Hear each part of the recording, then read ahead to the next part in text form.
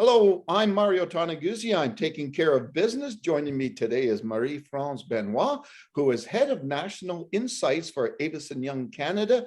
Thanks for joining me today. Thank you for having me. Well, Avison Young put out an interesting, regular vitality index, which indicates across North America, the downtown foot traffic in those cities. So the latest one that came out just in early May, which cities lead the pack?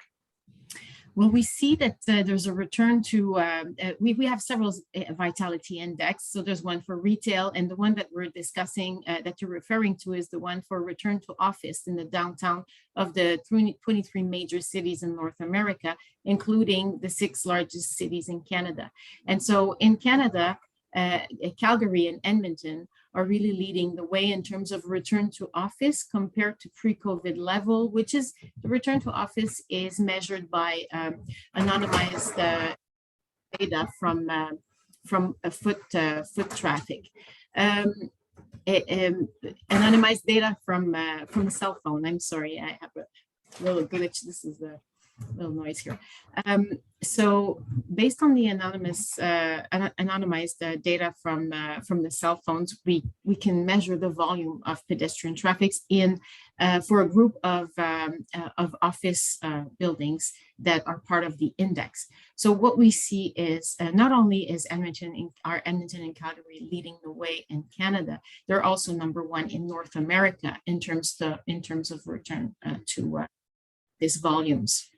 So tell me, when you look at Calgary and Edmonton, why do you think, the 2 Alberta cities are leading across North America for this? Well, there are different factors that are driving the return to office, and the combination of factor is different for every city.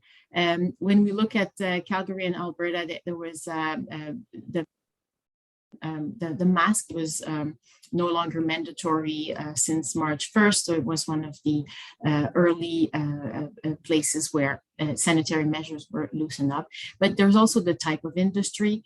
And one factor that is to be considered as well is commute. When workers say, I don't want to go to the office 5 times a day, sometimes they mean, I don't want to commute 1 hour every morning and every night for 5 days a week. So this is something that Torontonians have to deal with. So but when you're in Calgary or Alberta, going to work, taking your car, some people are still concerned about public transit for safety, sanitary issues.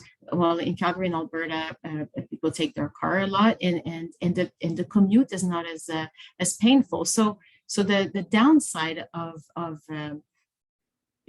to the office is not, that's the joy of going back to the office and being downtown and congregate and being with others.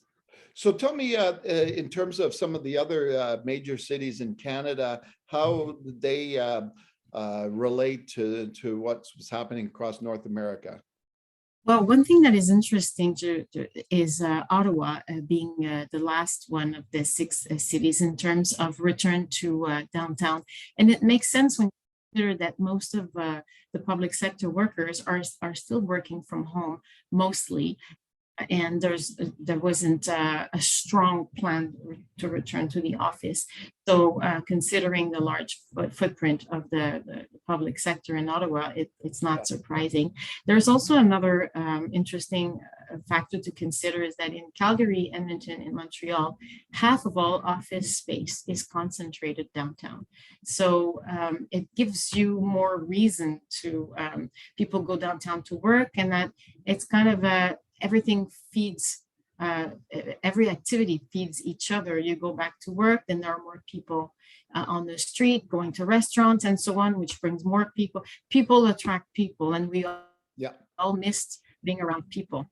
Yeah, exactly. Now, I understand this latest index, it showed the highest peak for average weekday visitor volume since the pandemic started. Is that correct? Yes, so when we compare to pre-pandemic levels, we're not back 100% to the type of volumes that we would see in March 2020. But almost there for like Calgary and Edmonton. As I said, it's back. They're 75% back to what they were. I'm really sorry about that. No worries. I have to just.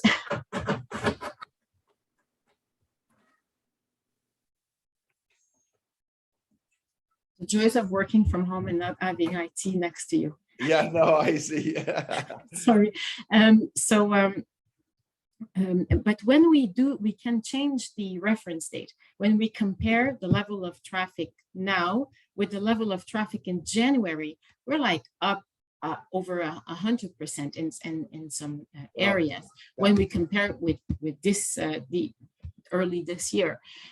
So what's interesting about that vitality index is that every week we can track the return to office volume of the different cities. And then at one point, maybe we'll see in some cities like Calgary and Edmonton that we're back 100% compared to pre-COVID levels. So that has yet to be seen. We'll be able to track it on a weekly basis.